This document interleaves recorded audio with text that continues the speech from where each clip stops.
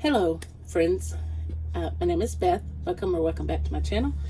And this is my TBR for the Upside Down Readathon. It starts September 18th and it ends the 24th. And this is hosted by Liv from Liv's Library, Kendall from Bookphoria, Naomi from Naomi's Library, and Jordan from Sorry Book Solid. I can't believe I remembered everybody. That's like the first that I remembered everybody that was hosting a readathon. I'm so proud of myself. Okay, so this isn't going to be a very long video, I hope, but the first book I'll talk about is the host buddy read. And for this one, I chose to do, I'll put the book up here, Whispering Pines, and this is the one that Liv picked out to go with her character that she chose, which was Hopper. And all I know is about a father that goes missing and the daughter is trying to find him, and this is reminiscent of Hopper and 11, and I haven't even watched that season, so I've only watched like two and a half seasons of the show, but maybe I can get caught up this time. I'm not crying. I had some peppermint oil on earlier, and so my eyes have been watering. Anyway, so that's all I know about that one. I will be reading it on Kindle and listening to it on audiobook. I have it through Scribd on both accounts. I mean, I have the audio and the Kindle version on Scribd, or the ebook on Scribd. The next one is Egos, which means, and this is from the first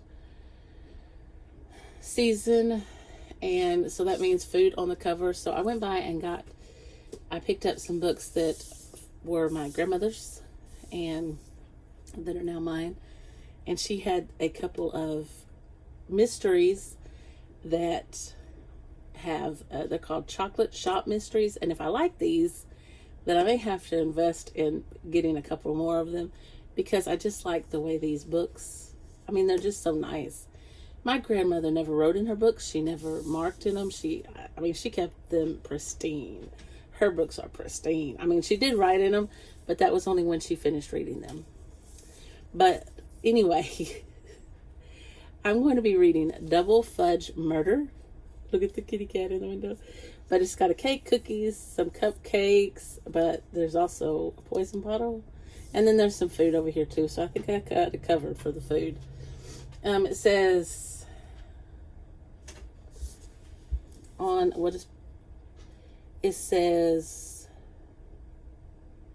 driving away from Grayson and Sons, Jillian reached a four-way stop. Since no other cars were waiting, she took the moment to fish in her purse for a bottle of water. The nervous visit to the funeral home had left her mouth dry. As she pulled out the bottle, she spotted a piece of paper wedged between her purse and the seat. Puzzled, she pulled it out and unfolded it. She gasped as she read the message. Don't think you're going to get away with murder. You'll pay. And this is about Jillian Green, I guess the whole series is. And she's in the enchanting town of Moss Hollow, Georgia. And she mixes up a batch of mystery and intrigue. After 20 years away, a career detour, and a large helping of heartbreak, she returns to the land of sweet tea and southern charm to help her grandmother run the family business, the Chocolate Shop Bakery. Along the way, Jillian is surprised to find that what she lacks in culinary skill, she more than makes up for in amateur detective work. So, and these books are written by Jan Fields. I don't even care. Okay, the next one is Trick or Treat Freak, and I know that's season 2 because I watched that one, and that's where they go trick-or-treating. So I have two. It takes place in the fall or on Halloween. I did put both of these on there. There's another one I have two for. So the first one I have is, and I may not say this right, Vampires of El Norte by Isabel Cañas. And it says, as the daughter of a rancher in 1840s Mexico, Nina knows a thing or two about monsters.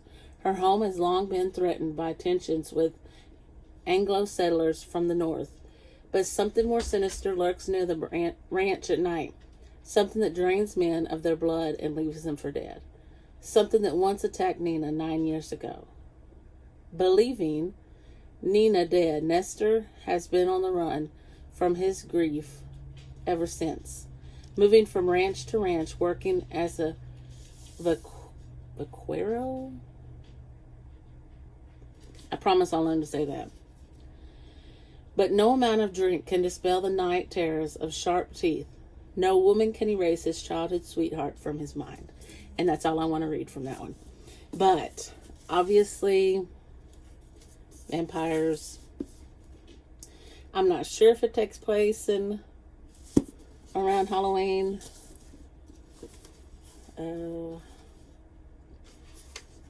I just picked it up because it was vampires.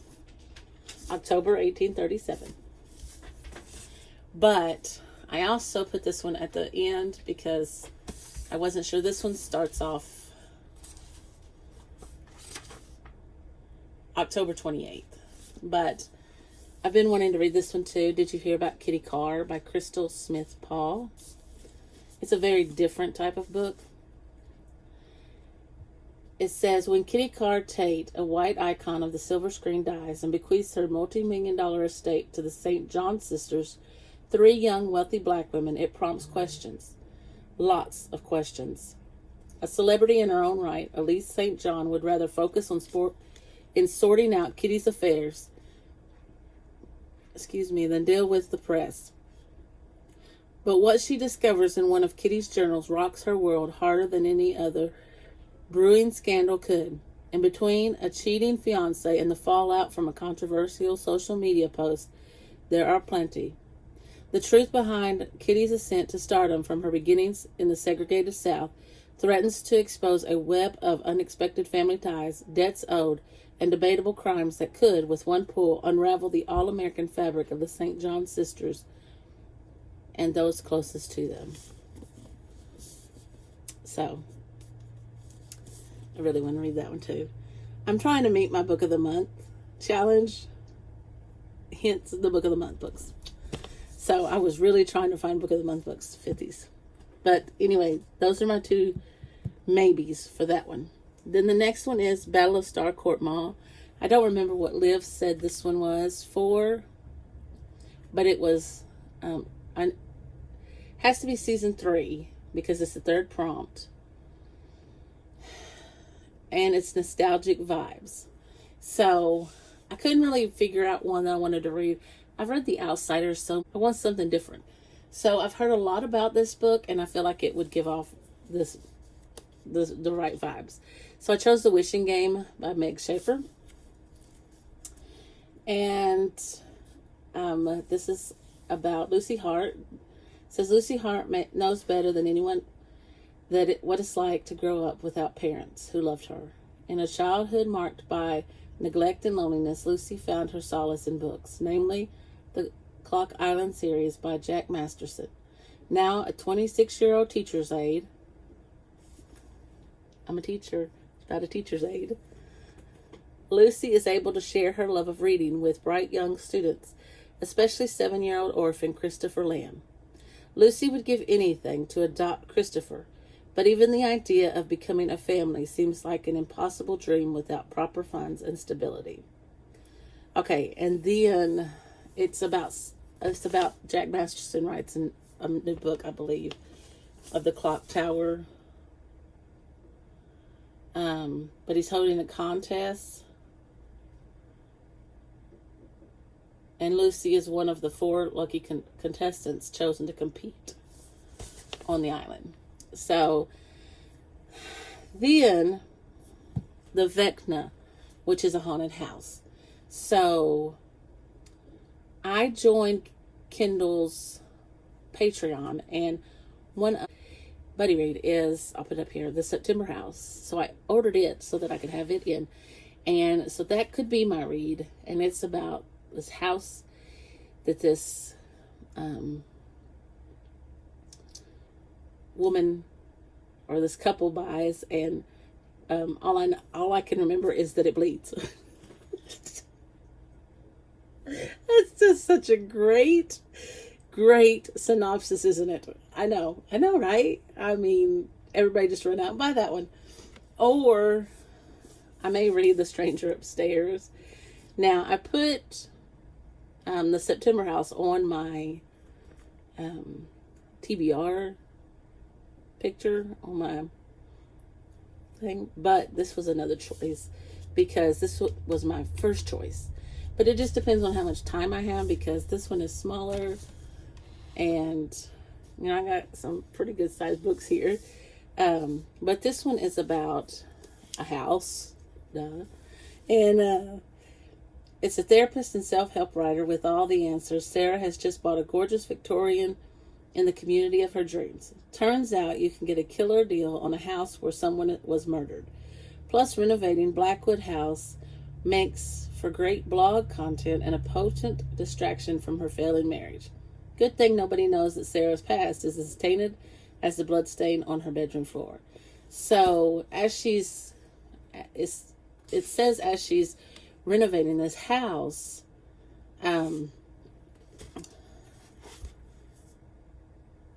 it says the neighbors hate her, and her husband still sleeps on the couch. And even though the builders attempt to cover up Blackwood's horrifying past, there are bizarre accidents, threatening notes, and unexplained footsteps in the attic. Only confirm for Sarah what the rest of the town already knows. Something is very wrong with the house. So, I mean, this one was really interesting, but I really want to read the one for Kindle's Patreon. So, anyway, I'm just going to hold that there so that I have something for in place of the September House. And, you know, but here is part of my TBR, and I will be vlogging it.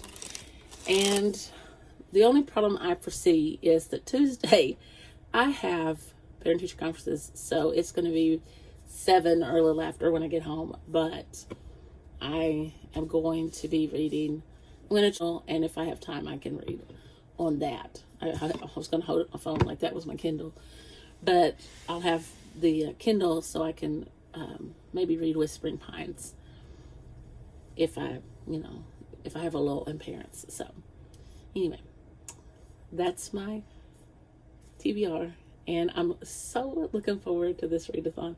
I'm so glad they brought it back. And if you enjoyed this video, please give me a thumbs up. And if you want to see more content from me, click that subscribe button. Leave me a comment so I can interact with you. And I look forward to seeing you in the next one.